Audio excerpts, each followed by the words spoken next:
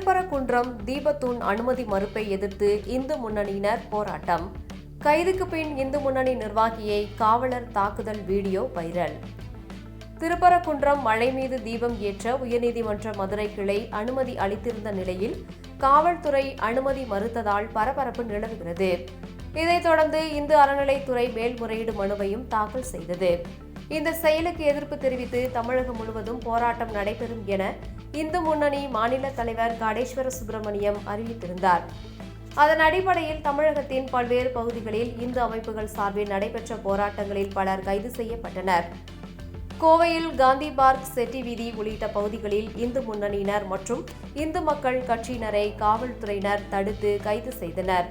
தெலுங்குபாளையம் பகுதியில் கைது செய்யப்பட்ட தொண்டர்களை காவல்துறையினர் தனியார் திருமண மண்டபத்திற்கு அழைத்து சென்றதாகவும் அங்கு ஒருவர் மீது காவலர்கள் தாக்குதல் நடத்தும் செல்போன் வீடியோ சமூக வலைதளங்களில் வைரலாகி பரபரப்பை ஏற்படுத்தியுள்ளது.